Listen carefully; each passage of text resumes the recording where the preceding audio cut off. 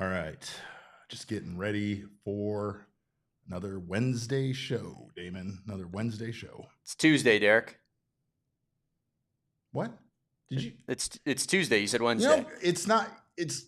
Are you correcting me? I mean, you were wrong. I'm not wrong. What do you mean you're wrong? Are you trying to correct me? Are you big timing me? Are you trying to one up me on this show, Damon?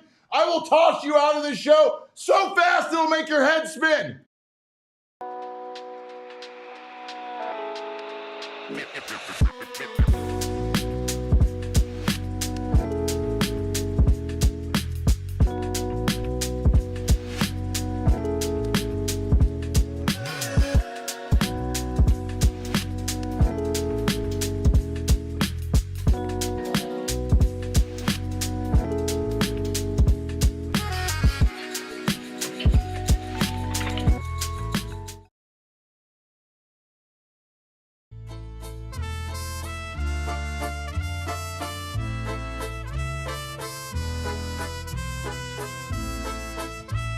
Well, ski or no ski, definitely no skis for Doug Eddings tonight. Welcome in to Studio K, presented by our friends at Circle K. This is the PHNX Diamondback show. We may or may not be live. I'm not excited enough to scream or do anything after watching the Diamondbacks lose to the Giants by a score of 5-3.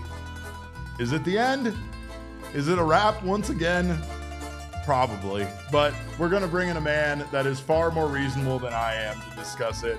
First, of course, I'm glad to have you guys here. My name is Derek Montilla, occasionally known as your mayor of PHNX.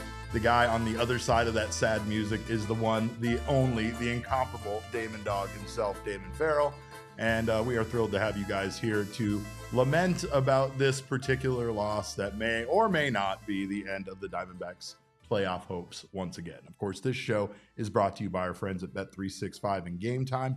Make sure to go download that Bet365 app. It is football season, and it is a fun time to get down on the live in-game betting with Bet365. Use our code of PHNX365 when you sign up. Over at Game Time, you can use our code of PHNX. You'll get $20 off your first order. And of course, like I said, I bring in a man that's far more reasonable than me to discuss if this is, in fact, once again, the end of the Diamondback season. And no, it's not Damon. I said a man more reasonable than me. It is the one, the only Jesse Friedman from Snakes Territory. Jesse, I'm somehow crazier. I mean, yeah, you're people don't expect you to be level-headed at all, and we're not going to be very level-headed about Doug Eddings' night behind the plate, Jesse. Nor are we going to be level-headed about the Diamondbacks losing this series to the Giants, including today's game by a score of 5-3. But did want to just let everybody know, again, if you haven't had a chance to sign up, we do have our supporters club, which is up now.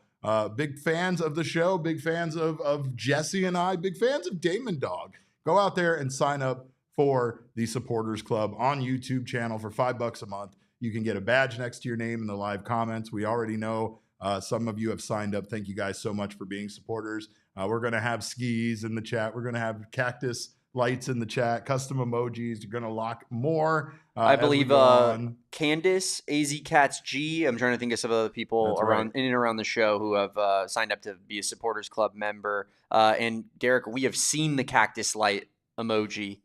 It's real. It's beautiful. It's gorgeous. It's glorious. I don't know if we'll get to use it again, Jesse, because that's typically reserved for wins. And with the way things are going lately for the Diamondbacks, they now have 3 losses in a row. But again, we appreciate those of you that have signed up so much. We appreciate you guys that support us. It's how we keep doing these things that we do. And I'll throw that out there. Make sure to support Jesse and Jack over at Snakes Territory as well. They do an excellent job of bringing you some more Diamondbacks content. And like one of our people said when we unfortunately split, he gets more Dbacks content, and you do too. So make sure not to miss Jesse and Jack. They'll, like I said, if you want a far more reasonable outlook on things, that's the show to check out, because we're not happy over here after what we saw tonight, Jesse. Diamondbacks dropped to 72-74 on the season. Like I said, this is their 3rd loss in a row. And I mean, again, you got to give credit where credit is due. The San Francisco Giants are arguably the best team in Major League Baseball right now. They're at least the hottest team in Major League Baseball. They have won 13 of their last 16 games. Matt Chapman has come back to that team and turned them into superhumans. And, you know, again, it's They already do have a pretty formidable lineup overall, but Chapman's return seemed to be the thing that really sparked that team to play the way that they've been playing. Yeah, I mean, the Giants are really good right now, and they've been a very up and down team for quite some time. I mean, it feels like they're always sort of hovering around 500. And again, this year, I mean, they basically are hovering around 500, but they're in this thing, Derek. I mean, the Diamondbacks had a big opportunity here with the Mets having lost 4 consecutive games at this point. They haven't been able to take advantage of that opportunity. But for the Giants, it's a different story. They're now sitting 2 games behind the Mets for that third wild card spot. And unfortunately, the Diamondbacks were their victims here tonight. Well, and not only that, but it's going to be really sad. It is going to be the Squidward watching SpongeBob and Patrick meme if there are 3 NL West teams in the playoffs and we are not one of them. That is going to be a hard pill to swallow. But the story of the game was it was kind of the ump show with Doug Eddings out there today, Jesse. Doug Eddings was all over the place, making some of the worst calls we've ever seen in a baseball game in the history of the sport. And as a reminder, this game has been around for 700 years. Gallen was just put in an awful situation. And again, he didn't pitch great today, but you can tell, and we've discussed this before, where Gallen kind of does get, I don't know how to put it, but he gets knocked off his game by things going erratically. Not normal things that happen in a baseball game. It doesn't feel like Zac Gallen gets knocked off his game by giving up hits or walking guys or whatever, at least if those walks are justified. But this game started off with one of the most absurd missed calls we have ever really seen in a baseball game. And I mean, we also, there were like some calls on the other side that went Robbie Ray's way. Then later in the game, there were some calls that did not go Robbie Ray's way that were also some pretty terrible calls. But I think we have, Damon, do we have that, the screenshot of the one missed call? This one, Jesse, this was just ridiculous. And I mean, this is this the one? Yeah, there, that green ball, if you want to call it that, down there in the strike zone. This was a 3-2 count to Helio Ramos, and they just botched it. He botched it, Jesse. Damon's going to blow it up a little bit here to really get down and see that 7th pitch of the at-bat. But it's just egregious how much of a strike that was, and it's just insane. And I mean, again, I know it was just a walk. I know it wasn't the home run. I know it wasn't the straw that broke the camel's back or whatever, but this was the first batter of the game. And you could tell that Zac Gallen was just a little visibly upset, and rightfully so. And again, he walks the next batter, and that was Rafael Devers, and then he gives up a 3-run home run to Willy Adames. Meanwhile, I think we have the other shot here of another pitch here from Robbie Ray to Blaze Alexander. It was up there at the top. It's that pitch 6 that was called. The final strike, it was a call 3 strike. I just don't like, I mean, that one is a bit more borderline, but it still was outside of the zone and looked even worse on the zone on television. But like, it's just egregious to be calling a strike 3 call on a pitch like that is clearly out of the zone. But the Zac Gallen call was the worst call of the game. Robbie Ray also had some bad calls later on at the end of his outing. And those bad calls kind of led to the Diamondbacks getting runners on and scoring runs. I mean, again, he played such a pivotal part in today's game, and I hate it so much. You don't know what Zac Gallen's outing looks like without him missing that very visible, very obvious strike. I am a man of emotion, as you may remember, and I have a hard time getting myself together after something upsets me. And like, again, Zac Gallen does seem like the guy that understands baseball. Things happen over the context of a baseball game. But early on in the season, we saw him kind of get shaken by like a bad defensive play behind him, like an error being made by Perdomo or something. And then you can just see that he kind of like almost gives up. Like you could see his body language changes, and you can just see he's just not in it anymore. And then the subsequent results aren't great. And that's what we saw today with that home run he allowed to Willy Adames. I mean, there's no question that call on Ramos to start the game was terrible, and Zac Gallen definitely has a right to be upset about it. At the same time, as Killer X just mentioned in the chat, like, it's sort of part of the game. I mean, I don't want to make excuses for No, Doug you're Eddings. right. Like, this You're was a right. very poorly umpired game. But as you pointed out, I mean, he did not. It's not like all of Doug Eddings' bad calls just favored the Giants. There were some that favored Very the true. Diamondbacks as well. Yeah. I think there were probably more that favored the Giants than favored the Diamondbacks. If I had to guess, it'll be interesting what the scorecard, the ump scorecard says when we get that tomorrow. But ultimately, I mean, it is part of the game that you have to be able to overcome those situations. And Zac Gallen didn't do that. I mean, he had Rafael Devers, the very next batter, 1-2, and he just threw 3 straight balls that were, frankly, kind of uncompetitive pitches. And he winds up losing Devers. And then, of course, he makes a mistake to Willy Adames. And it's a 3-0 game just a few batters in. So I think that two things can be true. Doug Eddings did umpired a pretty miserable game tonight, but the Diamondbacks have to be able to respond better than they did. Very true. And I think, again, the other part of this is that the Giants are playing exceptionally good baseball right now. So you can't make mistakes like that. You can't let yourself slip out of it, because next thing you know, you're down 3-0 in the first inning. And quite frankly, Gallen didn't pitch that bad tonight. It was that first inning that he really pitched poorly.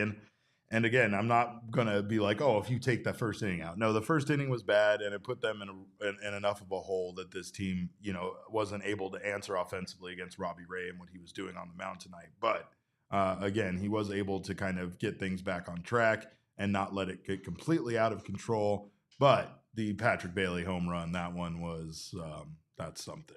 What does he have? 5 home runs this season, Damon, and 2 of them are against the Diamondbacks now. Nothing grosser in the world, nights. Derek. Yeah. I mean, him and Gabby Moreno came up at the same time, so naturally that means that I have to have an internet agenda against Patrick Bailey. And tonight and yesterday was a bad couple nights for that agenda. Yeah. I mean, the guy stinks at the plate, and you're letting him hit bombs against you. It stinks. Yeah. He kind of murders the Diamondbacks in general. Does. I mean, he came into this game with a career 810 OPS against the Diamondbacks, even though his career OPS overall is 620. So this just sort of furthered the narrative of Patrick Bailey having his way with the Diamondbacks. That's just the worst thing I've ever heard, Jesse. Hold on. I got to take a moment here, because Jesse, first, we have a new rule here where we don't really acknowledge Killer X. We definitely don't agree with Killer X. He's a known Torey Lovullo apologist. And he also used a pro wrestling reference against me right now. And he wants me, he demanded that I acknowledge him as his tribal chief. So you know what that means, Damon. It's our favorite time of the show where we toss Killer X out of here. Get him out of here. Get him out of the chat. Ban him for the rest of the show. All right. But it has to be done. Sorry, Jesse. Gallen had his 4-seam working tonight, though. He was confident in it. That's kind of what got him a little bit back on track there. He threw it 47% of the outing. He had 4 whiffs on it. But the changeup was really his good out pitch there, working well in combination with his fastball. Got 7 whiffs on the changeup tonight, Jesse, and it was just, again, one of those nights where Gallen didn't look particularly bad the rest of the outing, but unfortunately the damage was already done early there, and being down 3 runs with the way the offense performed, again, what that was enough. The Diamondbacks couldn't really overcome a 3-run deficit, let alone the other 2 runs that Gallen gave up in his 6 2/3 innings pitched. Am I really supposed to toss Killer X for a wrestling reference? I'm tossing Killer X whenever I want to now. It seems like that didn't warrant it. I don't care. I don't like. All right. Well, I mean, we'll confer later, Damon. But I'll have to kick you off the show if you don't kick Killer X off the show when I tell you to. I'm just gonna because Doug Eddings, again, that was the thing that I really had a problem with Doug Eddings, was not necessarily what was going on between him and the Diamondbacks, but I honestly had a problem with what Doug Eddings was doing to Robbie Ray. He not only was making some pretty terrible calls tonight, but he was literally trying to instigate something with Robbie Ray. He was coming out there, taking his mask off, looking for a fight. That's just so weird to me that you can be both wrong several times over the course of the night as a home plate umpire, and also trying to instigate stuff with a pitcher who is mad at you, but he's not like showing you up. He's like mumbling stuff under his breath, and he's like just being mad because your calls are bad. And like, I don't know, it's kind of a crazy thing. It moves me that much further in the direction of just wanting to eliminate the home plate umpire being the person that calls balls and strikes back there. Yeah, I mean, Doug Eddings is this is kind of what he does, right? I don't think this is the first time we've seen this sort of behavior from him. He's generally not the best home plate umpire, and he also, I don't want to say is confrontational, but he's not afraid to kind of get into it a little bit. So that's just a bad combination when an umpire is just not very good at doing their job, and on top of that also is kind of ready for battle with some of these pitchers and hitters. It's really not what baseball is meant to be about. I love when Jesse goes professional, like this guy's awful, this guy stinks, and he's like, when you're not very good at your job. Well, and that's the thing that's weird about it. The entire umpire relationship and such. Me and Damon are gonna do a special Dbacks After Dark just to scream about Doug Eddings later, but we'll get into it. And a big part of what we want to scream about is the idea here that the concept of an umpire, after what we've seen in the NFL with high definition cameras being able to measure first downs better than the chain gang can, and having technology like that in place, there's no reason why, when we've already seen the ABS system and what it can do, to just completely eliminate the human element out of balls and strikes being called and just straight up go with what actually happens. I know people like the human element. I get that. But overall, it's crazy to me because I think what we want more than anything is accuracy. And honestly, it feels like, as silly as it is, sports betting is making accuracy be more important than ever because we want things to be fair. We don't want it just to be eyeballed by a guy who made a bad call that we find out later when we go back and review it and look at it and replay that he made the wrong call. We want to get the call right. And I mean, we're even leaning in that direction, I think. Again, like I said tonight with Robbie Ray, he was pissing me off because he was starting a fight with Robbie Ray, and I don't care. I wanted Robbie Ray thrown out of the game. I wanted Robbie Ray to not be out there shoving against the Diamondbacks like he was. I wanted the home plate umpire to be disrupting him. I just felt in the moment like it was so wrong, and it was just so crazy to see it happening. But again, the Diamondbacks really had a couple of opportunities there to take advantage of that whole situation, but they didn't, and they kind of kept their offense limited in this one. Meanwhile, Zac Gallen, like I said, 6 2/3 innings pitched, 5 hits, 5 earned runs, 3 walks, 3 K. Damon, do we have Gallen's pitch chart? I don't. All right, let's take a look at that. This is how Gallen was spreading things around, and as you can see, he was really spreading it around, Jesse. I mean, probably the biggest problem with his night was you're not seeing this kind of clustered there more in the strike zone. He wasn't really competitive with some of his knuckle curve pitches, wasn't really getting a lot of whiffs on anything besides the changeup and the fastball. Yeah, I think the fastball, you just see a lot of horizontal misses there. And those don't tend to be very effective. If you throw a fastball, way outside or way inside on a hitter, it's generally not going to entice them to chase. And then to your point, yeah, the curveball, the Giants, I mean, to their credit, I think did a pretty good job laying off that pitch. We do see Gallen get whiffs on curveballs that are well below the zone at times. I mean, that can be an effective pitch for him, but not in this game. The Giants only chased a few of those knuckle curves. And of course, Gallen also left one in a pretty bad spot, and Patrick Bailey hit it a pretty long way. I think we had, if you could roll back there a little bit, Damon. Benjamin Hunley says, enough of apologizing for Zac Gallen. He's been one of the worst pitchers in baseball. Not actually. Lately, Zac Gallen's actually been pretty good, in fact. I mean, this was a bad outing, and it's a bad outing at a time when the Diamondbacks really needed him to be good. and he wasn't. I will agree with everything you said, Jesse. Honestly, like it does bother me that Zac Gallen does at times have his worst moments after things in a baseball game don't go his way. And again, that sounds like such a spoiled brat kind of thing. I just mean like Gallen has something that happens that disrupts, the way the inning should have gone. 2 outs and an error is made, and the next thing you know, Gallen allows like 3 more hits in the inning and 2 runs to score and has to throw 26 more pitches. Like we've seen that in a Gallen outing before, and it felt like tonight, you just saw him kind of do the like not too much body language, but like the disappointing body language. He wasn't shouting at the umpire like Robbie Ray was. He was just being bummed out by the fact that he was bad at his job. And like it just kind of led to what we saw there early. Overall, though, I do think Gallen has been pretty good lately. It's just, again, like I said, today on a very important day, he was not there, especially in the first inning.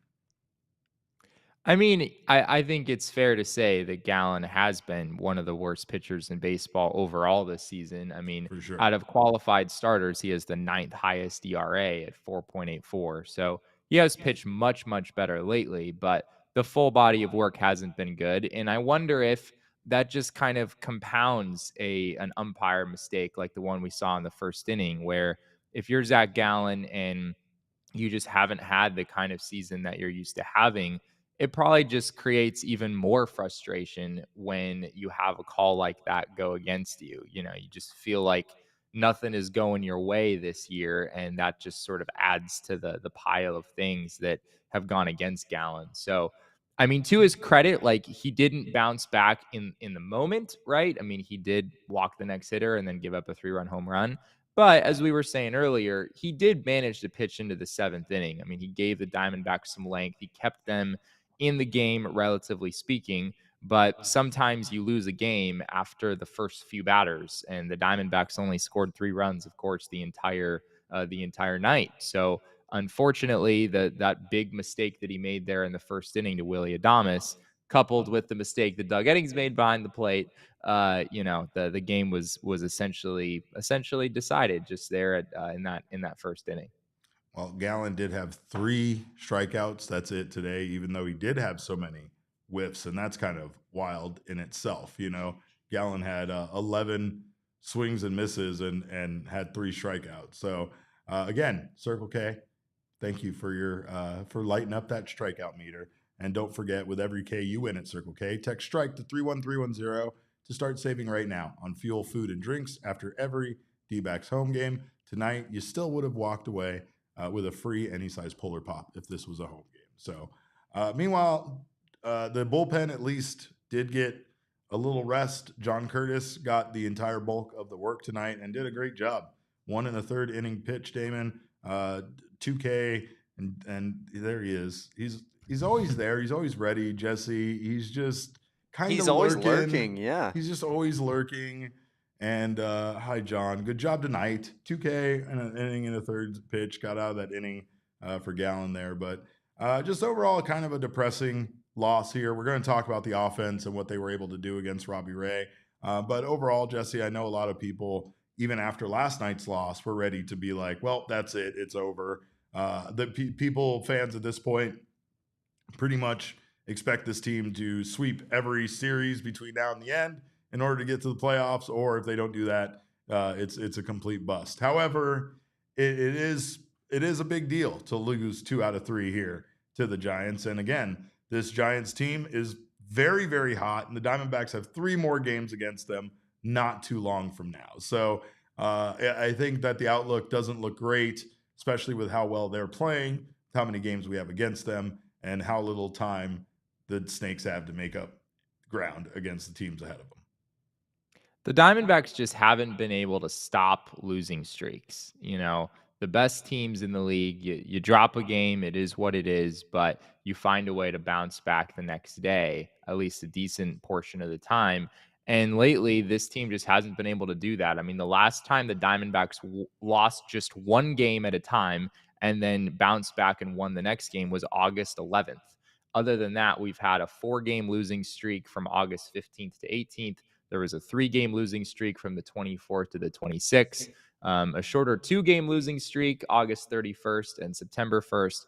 And then now we find ourselves in the middle of a 3-game losing streak after the Diamondbacks had gotten really hot and seemed to actually position themselves fairly well. I mean, they certainly gave themselves a shot in the wild card race. Yeah. And somehow, Derek, they're still not totally dead in that regard. I mean, they're 4.5. They're 4.5 games out. But they haven't taken advantage of this golden opportunity where the Mets have really come back down to earth. I mean, the Mets have lost 4 games in a row. And we've been saying for a while, even if the standings don't look great, if somehow at some point the Mets lose 4 in a row and the Dbacks win 4 in a row, then suddenly those teams are basically neck and neck. And the Dbacks got what they needed from the Mets in that they are in a 4-game losing streak. But now the Dbacks have lost 3 games in a row themselves, and they've only made up 1 game in that span. And, instead of 5.5 games, we're looking at 4.5 games out of that third wild card spot, which is within striking distance, but you're also just running out of opportunities here. I mean, the Diamondbacks at this point only have 16 games left in the season. And they also have the second hardest remaining strength of schedule behind the Cardinals, who have a basically remaining opponent record winning percentage of .556. Diamondbacks remaining opponent winning percentage is .525, tied with the Twins. Then you got the Red Sox and the Reds. So Diamondbacks still have a lot of tough opponents ahead of them, which makes this even harder to make up that ground. But we are going to take a quick break. On the other side of this break, we're going to talk more about the offense struggling against Robbie Ray today. And I'm also probably going to scream a little bit more about Doug Eddings. I don't know. I might be done, or I might just reserve what I have left for Dbacks After Dark. So don't you go anywhere. You're watching the PHNX Diamondback Show. Well, Damon, what time is it? Do you know what time it is? It's always game time, Derek. It's always game time, and that's because Game Time is always ready for you to come and purchase last-minute tickets. It doesn't matter how close it is to the show. You're going to get 60% off, whether you're looking to save on concerts, sporting events, more. They got you covered over there in just a few taps, and especially during football season, it is an incredible time to get your tickets over at Game Time. You go out, you know what? You go out kind of with a safety net. Just go expecting to tailgate and hang out with your friends, and then you'd be surprised on how much you can save on tickets while you're standing there in the parking lot about to go into a football game. Of course, priority fees are included, so you're going to know what your total is up front with no surprise fees at checkout. Plus, you're going to save even more with zone deals, where if you don't care where you sit in any particular row, you can pick a section and Game Time will pick the seats for you. The seat views, you'll know exactly what your view is going to look like from any given seat, and they do offer the lowest price guarantee, or Game Time will credit you 110% of the difference. Take the guesswork out of buying NFL tickets with Game Time. Download the Game Time app, create an account, and use code PHNX for $20 off your first purchase. Terms do apply. Again, create an account and redeem code PHNX for $20 off. Tap, ticket, go. Download the Game Time app today. Damon, what time was it again? Game time. Game time. And we got to give a big shout out to Spencer's Appliances because, again, I am not a qualified person to hang televisions on walls. They had no business asking me to do that. Things were ripping right out of walls. It wasn't a good time, but thank God we have Spencer's Appliances. Not only did they hook us up with some amazing new TVs, but they came out, installed them all perfectly, beautifully. They even positioned them to give us a nice little round rotunda over there in our viewing area. It's amazing. You can check out any of their 11 Valley locations. They are employee owned and employee operated, which means they're going to offer you the finest service you can find anywhere. They offer same day and next day delivery. So when you want those impulse buys and you want to get ready for game day right now, make sure to call them. They'll get you hooked up by Sunday. Right now, you can save today at Spencer's using our promo code. Use PHNX5 for 5% off appliances, or use code PHNX10 for 10% off TVs, audio, and mattresses. It's like having a friend in the business. Visit spencerstv.com or any one of their 11 Valley locations today. All right. Well, Jesse, the offense got a very slow start today against Robbie Ray.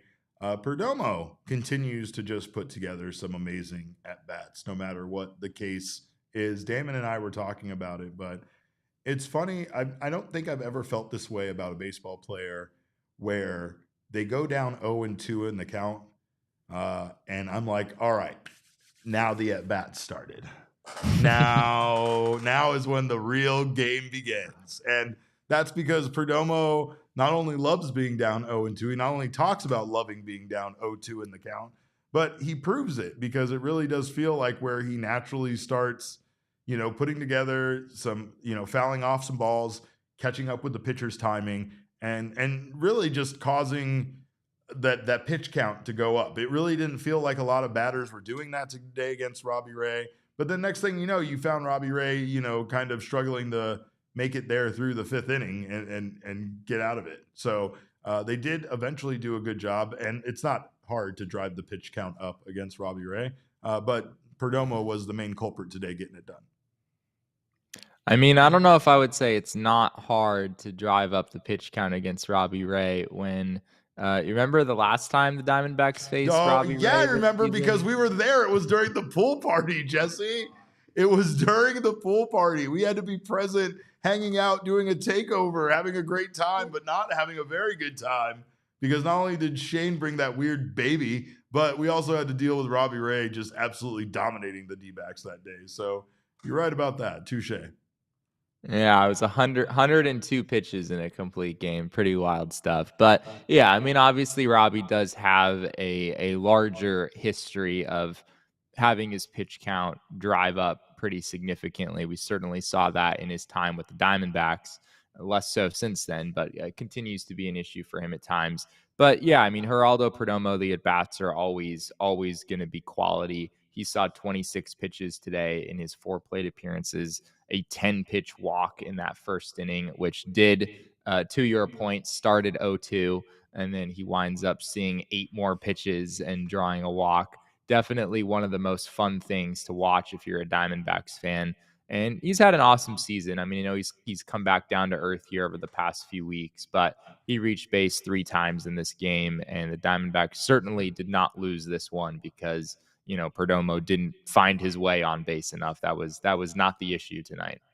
Well, Tim Tawa also had himself a nice day. He was recently called up before Monday's game, and he got the scoring started there in the 5th inning with a leadoff double, and then he scored on an RBI double by one Jordan Lawlar, who then stole third base and scored subsequently on I believe a Jorge Barosa sac fly, and just. Again, Diamondbacks started to put something together and things started to look nice. They started to catch up a little bit. I think the lead was 4-2 at the time.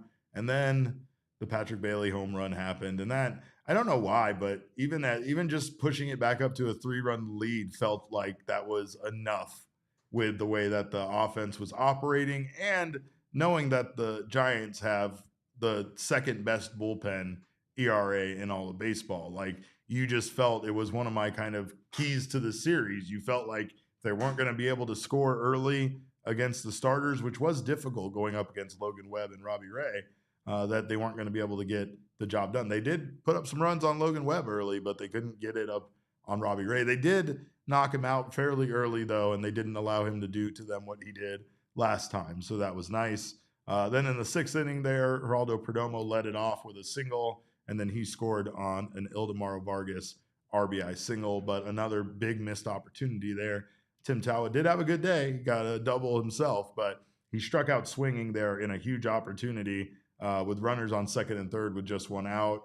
And that just kind of felt like at the time that was the offense fizzling out, and it ended up being that because they really didn't put together any more opportunities the rest of the game.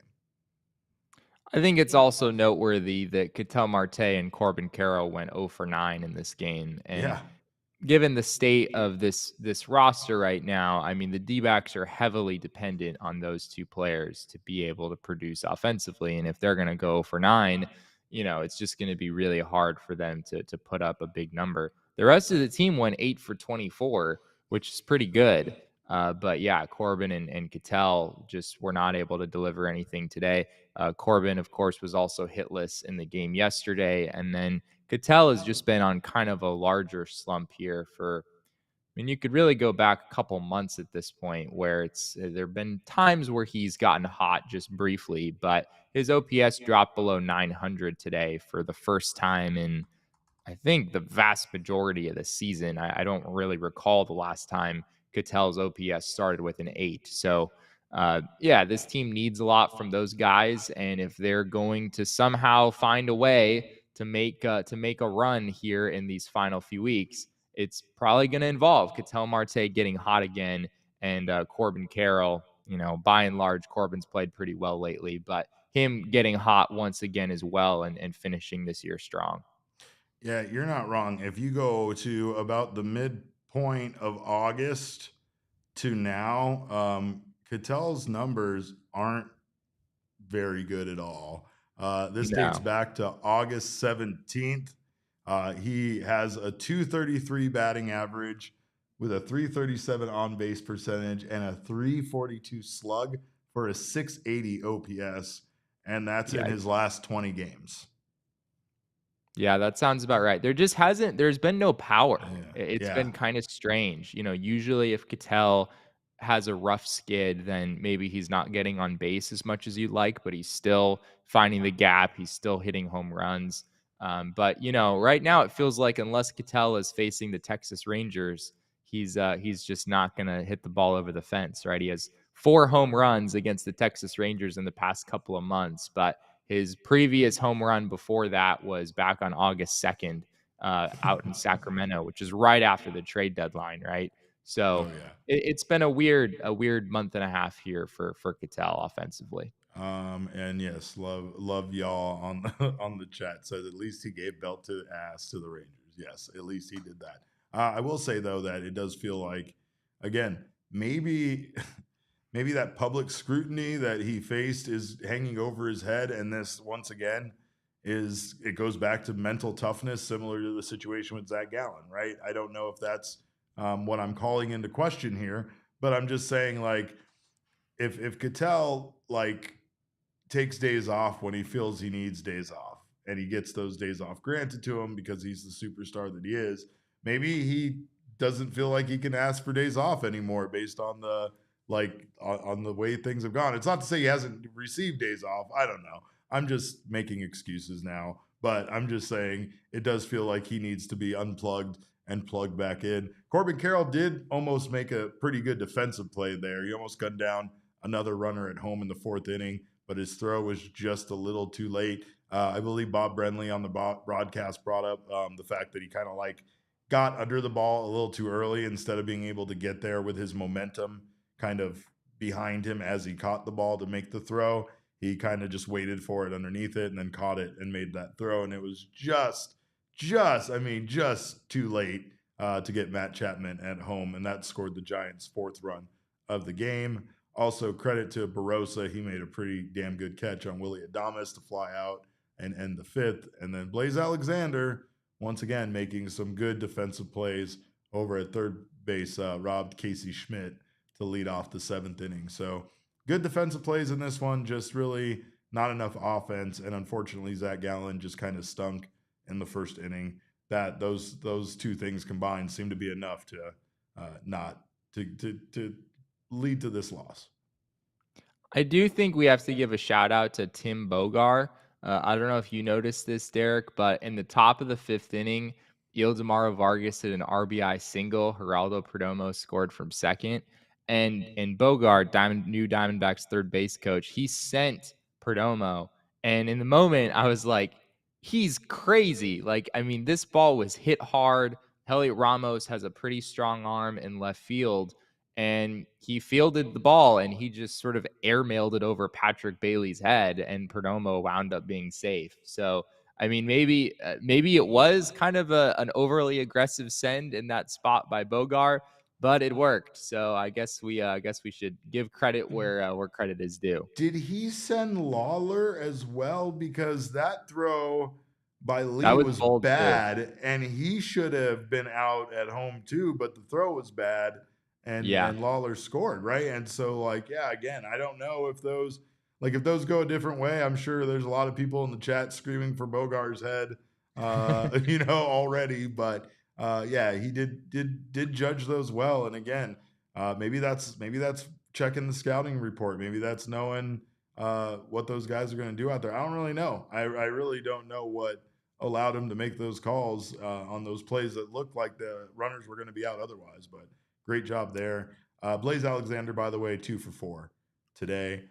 So like you said, the rest of the lineup contributed, just really not from the superstars other than Geraldo Perdomo, who was 1 for 2 with a run scored and 2 walks. But we got to give King Snake to somebody. I'm not giving it to Jesse. And I'm definitely not giving it to Jesse Jr. because he's had such a big head since he's been hanging out in the Diamondbacks clubhouse and palling around with Blaze Alexander. So we're going to give the King Snake to Jordan Lawlar. He was 1 for 2 in this game. He had a double. He scored one of the Diamondbacks 3 runs. He also scored a run himself, and then he also had a stolen base. So just a good overall performance from Jordan, and you can really feel like he is starting to put things together. It's slow. It's not quite the overnight, sudden success that you could say Blaze Alexander had, even though Blaze, his offense is still coming around too. He's not been, the hottest hitter on the team, but still this is nice to see, especially considering that right now, these guys are contributing and helping this team win. They're not the reason they're losing the game, and it was another good just overall performance by both of those youngsters out there today. Yeah, I mean, for Lawlar in his past 5 games now, which I know is a very, very small sample size, but in his last 5 games, Lawlar is 5 for 13 with 3 doubles, 3 RBI, and 2 stolen bases. And I think ever since you saw Lawlar get his first hit of the season at the beginning of that 5-game stretch, his at-bats have just looked a lot better. He looks a lot more comfortable and confident in the box. He only has 2 strikeouts in those 5 games. And I know the Diamondbacks are sort of protecting him against right-handed pitching. Looks in the chat that some people are not exactly on board with that, would maybe like to see Lawlar just face both lefties and righties from here on out. But the at-bats have looked a lot better, Derek. I think we're starting to see Jordan Lawlar, truly show off his skill set and get past maybe the mental hurdle of not having a base hit this season.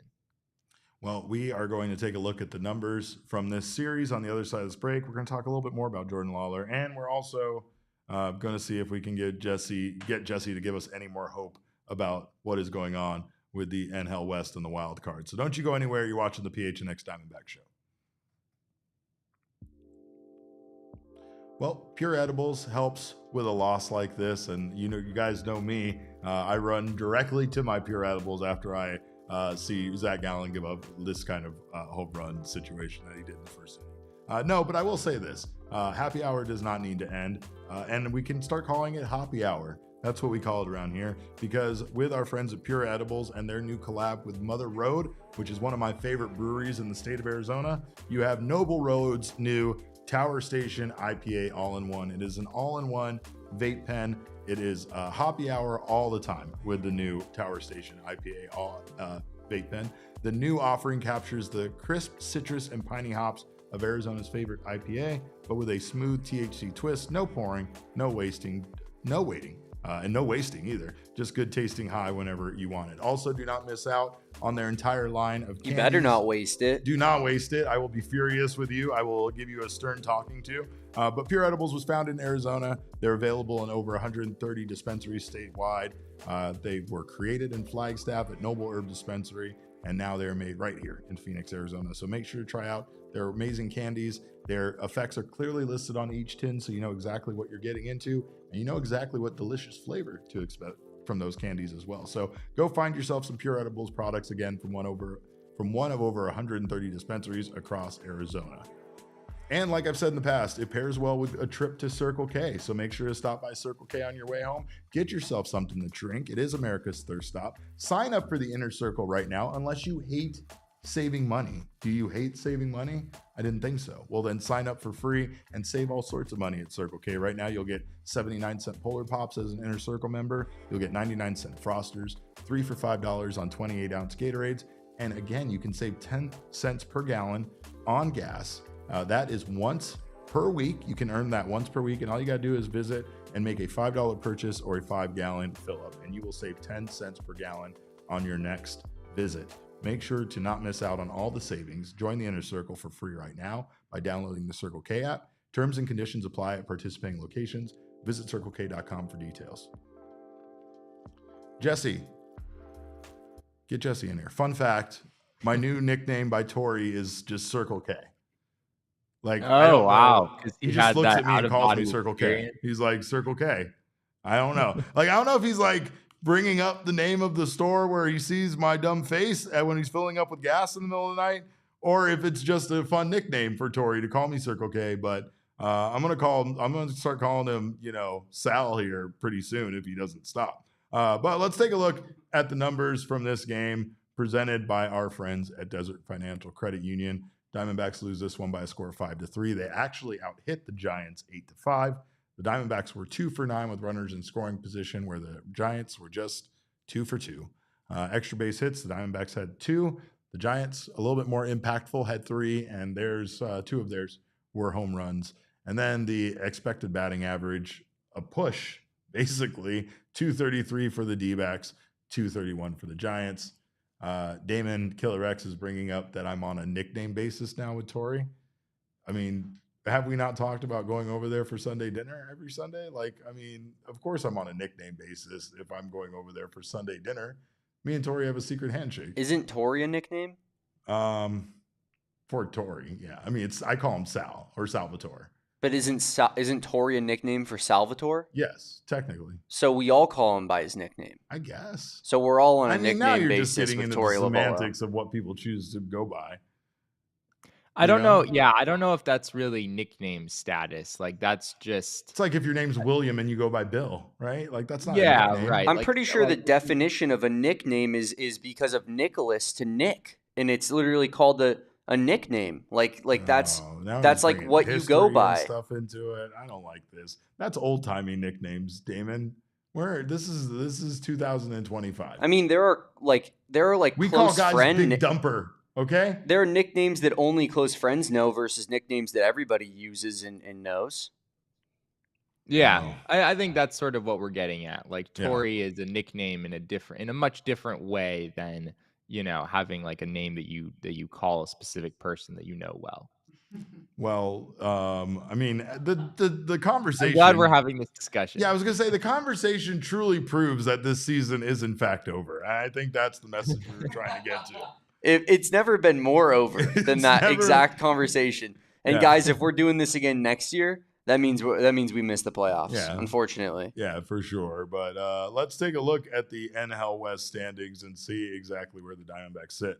Like Jesse said, because the Mets keep losing, the Diamondbacks situation doesn't get worse. It just stays the same. It's just the Giants that have vastly improved their station in this situation. The Dodgers sit at the top of the division at 81-64. Padres in second at 79-66. They are 2 games back in the division, 3 games up in the wild card.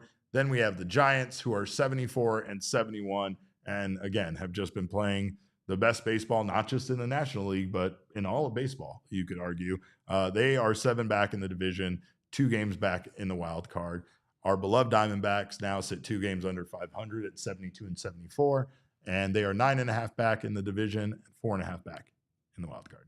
Jesse, I don't know. Again, I still hold out hope. I would have said at this point a few weeks ago, if they could get less than 5 games back, that you never know what can happen, right? And again, if things can swing now in the Diamondbacks' favor, if they can get hot, when they play the Giants again, they could potentially make up ground and reverse this a little bit. So it's not like they are dead in the water. It just feels like, again, this doesn't feel like a Giants team that is going to be easy to beat.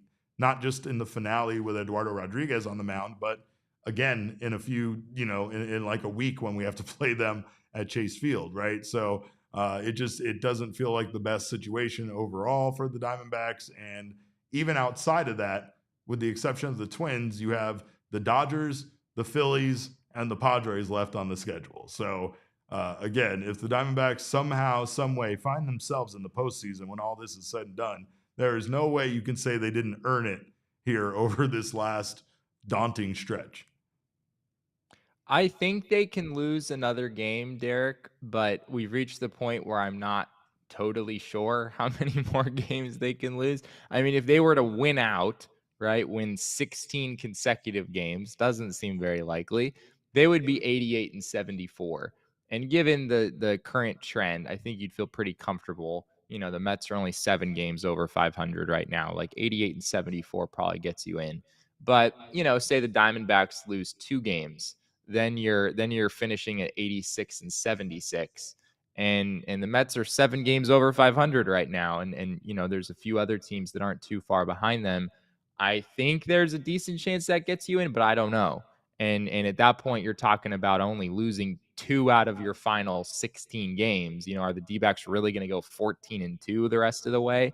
So, yeah, 4.5 is still, it's not as big of a number as you might fear it would be. But with how few games we still have left on the schedule, we're kind of heading back toward miracle territory. Sure. And the other thing that really hurts is that the Padres have won some games here in the last few days. Yeah. And I think the Padres were always going to be the easier route for the Dbacks because they finished the season with 3 games head-to-head against San Diego. So you could have gone into that final, weekend series down 3 games and you'd still have a shot if you swept the series. But now the Dbacks are 7.5 behind the Padres. And with 16 games to go, I mean, that's pretty much impossible to make up that much ground. Here we are giving people hope. Here we are being realistic, but also saying it's not over. And our chat, Jesse, is just basically like, look at these 2 delusional losers over here holding on to hope, right? I don't know if what I just said is all that hopeful. No, it's not. That's what I'm saying. Like, we're being realistic, but in all honesty, it's like a lot of things in sports, right? Until the W and the L have been assigned to one team and another, until the Diamondbacks have a little skull and crossbones next to their team name on Baseball Reference, they're still alive. Are the odds in their favor? Absolutely not. They have a sub 2% chance of making the playoffs currently after this. But at the same time, they're still in it. And it's still like, I think overall, the one thing you can give them credit for is still somehow being relevant with all of the things that they have had happen to them this season on September 9th. I don't know if everybody would consider them to be relevant, but we do. I mean, at least on September 7th, they were relevant. People were talking about, look at here comes this Diamondbacks team. Alex Cora was giving them a lot of credit after that Boston Red Sox series. So again, it's still fairly impressive that they've made us believe once again, that they've given us this hope once again. But I do feel like after this series loss, that hope has gone out the window. And that's my true feeling. Now, since June, there has been 16 cases where I have said that the season was indeed over. So I maybe jumped to that conclusion fairly quickly at times, but I do feel like this one is pretty much it. But overall, you gotta be impressed with, like I said, the way that they played since the trade deadline, and especially the way they played to start this month, which was a very difficult schedule against some good opponents. But this is going to be a hard one to overcome. And again, the thing that it feels like the more it's not even the Dodgers or the Padres or the Phillies that bother me. It's honestly the fact that we have to play 4 more games still against this Giants team, and it just seems like a very tough team to beat. But Nicholas Dalton in the chat says, I didn't hear no bell, and damn it, I didn't hear a bell either. So we're still fighting. We're going to take a quick break. On the other side of this break, I'm going to get mushy with Jesse, and we're going to talk about today being our 4-year anniversary around here at PHNX Sports. Don't you go anywhere. You're still watching the PHNX Diamondback Show. Well, whatever the moment, it is never ordinary at Bet365. Bet365 has 90 million users worldwide, and now is their time to shine because football season is back, and there is nothing that makes football more exciting than having both your fantasy football team going over here and your live in-game betting going on the Bet365 app. Bet365 does offer the widest range of games and markets available for live in-game betting across 78 sports. And with the early payout offer on football, you are a winner on football, whether it's college football or NFL, if your team goes up by 17 points with an instant payout on straight bets and parlay selections, which will be be marked as winners. Download the app and use that code of PHNX365 when you sign up. Again, as a reminder, last NFL Sunday, both money lines were paid out 4 times because of our early payout offer and the end result of the game. So do not miss out. It does apply to college football. Do not miss out on new customer offer. Right now, you can get $300 in bonus bets when you bet $5. Win or lose, all you got to do is sign up. Use that code of PHNX365 when you do. Deposit $10 and place a bet of $5 or more to get $300 in bonus bets if your bet wins or loses. Bonus bets can be used on the spread, totals, players, props, futures, and more. Whatever the moment, it is never ordinary at Bet365. Must be 21 or over and physically located in Arizona. If you or someone you know has a gambling problem and wants help, call 1-800-NEXT-STEP. Text NEXT STEP to 53342 or visit problemgambling.az.gov. And do not miss out on our new friends over at the Rally House. Rally House is the go-to shop for all of your favorite Arizona sports team gear. With tens of thousands of products to shop from, you just won't find the same item twice. Doesn't matter what you're looking for. If you are looking to add to your game day gear, if you're looking for hat, they got it.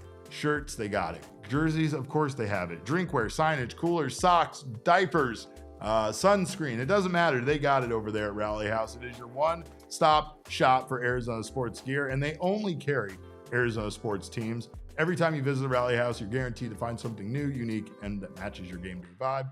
Find your local Rally House location and shop their entire product assortment online at rallyhouse.com today. And speaking of the Rally House, make sure to join our boys from the PHNX Cardinals out there on September 12th at 4:30 p.m. for a special live PHNX Cardinals hosted by our friends at the Rally House. We will be in the West Valley at their Glendale location out there at Westgate, just a stone's throw from State Farm Stadium, 2 days before the Cardinals' first home game of the year. Come on out, see Bo, see Johnny, get yourself set up for game day. Plus, you'll have a chance to win. We're going to be giving away five $50 Rally House gift cards for our fans in attendance. Must be in attendance to win, so do not miss out. This says the best duo in sports. It's PHNX Cardinals and Rally House, but everybody knows the best duos in sports is me and Jesse Friedman. So there's no denying that at all. Facts. And Jesse, it's the new Wade and LeBron. It is. I mean, you know that meme? We're the GOATs, right? We're the GOATs, and like new guys are trying to come in and take over our spot, but we'll always be held in high regard. And yes, today is the 4-year anniversary of PHNX Sports existing. While we have been through some ups and some definite downs, I just wanted to take a moment. I'm glad you're here because this whole thing was made very special. And Jesse, you obviously are a huge part of it. I know we're both proud about what this place has become, but overall, it's been quite a ride. And I'm just thankful that you and I still get to do this together, even if it's just once a week. But very thankful that you and I are still riding together to talk about baseball. Yeah, absolutely. It's been fun getting to hop on here every once in a while for the past few months. And yeah, I mean, thinking back to 4 years ago, Derek, I mean, little did we know on September 9th of 2021 that we'd be covering a World Series together just a couple years later. We did not think that was in the cards.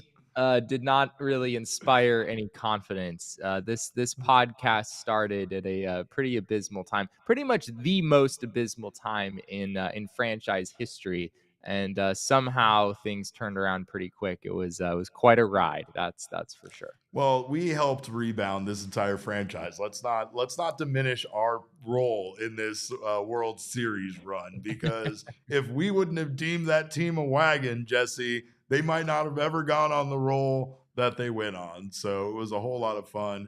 And definitely have had a lot of fun with all of these guys around here. It's been an incredible 4 years. And like I said, hasn't always been easy. We haven't always made the best, at least one of us here on screen hasn't always made the best choices, especially when deciding to take his shirt off or drink champagne on the show. We don't need to name names on who specifically that was, but it's also odd because it was a weird thing to count, Jesse, but we are coming up on our 1000th episode of the PHNX Diamondbacks podcast. So I don't know how. I don't really know how, but 1,000 episodes.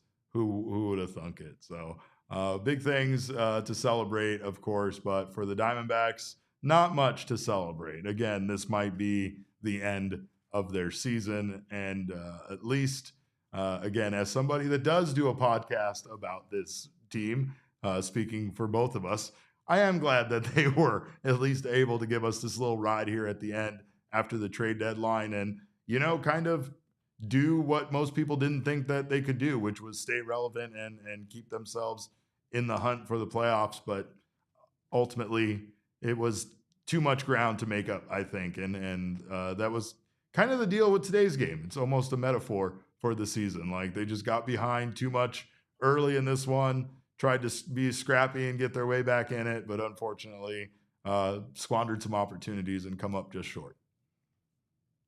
Yeah, I mean, I think if you're looking for hope for this team, it's not as much hope for the playoffs at this point, but there is some hope that I think comes with the fact that the team has played pretty well since the trade deadline. I mean, they're still above 500 since then. Given the pieces that they still have and really the pieces that they lost at the deadline, it's impressive that they've managed to stay in this thing as long as they have. I mean, they were above 500 just a few days ago, right? I mean, even that is an achievement that I really didn't expect them to reach in the second half at all. So there have been some good things, and maybe we'll see some more good things here in these last few weeks from guys like Blaze Alexander and Jordan Lawlar and Tim Tawa, players who could be big contributors on next year's team. Well, Jacob Franklin is going to be mad at me because I did not throw it to overtime to let people know we were going over an hour. That's my bad, Jacob Franklin. We're going to be better. Damon. We're going to be better at that. We're going to try next season. Next season we'll be better. Next season will be better. We're gonna make some improvements. We're gonna get some experience the rest of this year, but we're gonna make sure that we start hitting that overtime marker at the 58:30 mark, regardless of where we're at in the show. But sometimes the conversation is too compelling, and it's always too compelling when Jesse Friedman is here. So, sir, I thank you for your time. Appreciate you. You guys do a wonderful job over there at Snakes Territory, so keep up the fine work. Tell Jack I miss him and that his friendship is also very dear to me. And also, I don't know if Jack's going to like this, but we got our guy Alex working for us now over here writing for the Cardinals. Alex does some incredible work for Jack over there at SI or Diamondbacks on Sports Illustrated. And yeah, as much as nobody wants it, we're going to inevitably steal him over here to come talk some baseball with us as well. So don't tell Jack that part, though. He'll be mad. Anyway. Alex is a Wildcat as well. I don't know if you knew that. Oh, Derek. Yeah, no. I mean, there's a lot of, we're going to have Alex on a lot of shows once we figure out a way to convince him to do that. Shane makes a great point. Yeah. Oh, yeah. And do become a supporter so we can spam Jesse Jr. emojis. And hopefully we'll get to use the cactus light emojis. We're definitely using some ski emojis for sure. But Jesse Jr. becoming an emoji is a must. B says Thunderstick rules, and I definitely agree with that. So make sure to follow Jesse over at Jesse N. Friedman and catch Snakes Territory wherever you get your podcast, wherever you get this podcast. So again, Jesse, thank you so much for your time. Appreciate you as always. Thank you to the rest of you in the chat. We appreciate you guys for being here live.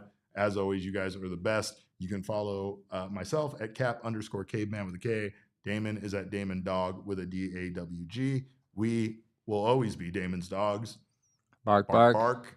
Our show is at PHNX _Dbacks, but as always, all roads lead to at PHNX _sports on Twitter, Instagram, and Facebook. We thank you guys again so much for your time. We appreciate you being here. We will be back tomorrow with another post-game show, a little bit earlier on that one, so make sure to join us for that. Until then, have yourselves a lovely evening. We thank you not only for being here tonight, but thank you for being here for the last 4 years. It truly does mean the world to us, and I think if there's anything Jesse and I are truly proud of when it comes to the time doing this show together, is this community that we've built. You guys have been awesome. This was a community that Jesse and I can both attest to did not really exist in this same way when we were covering this Diamondbacks team 5 years ago, 6 years ago. So it's really cool to see this community come together the way it has and for us to play any part in that. So we appreciate you guys so much for being a part of our community with us. Thank you again for your time. We'll see you tomorrow. Until then, behave yourselves. And remember, kids, baseball is fun, But at some point, you have to finally admit it's over. We all silly like the mayor.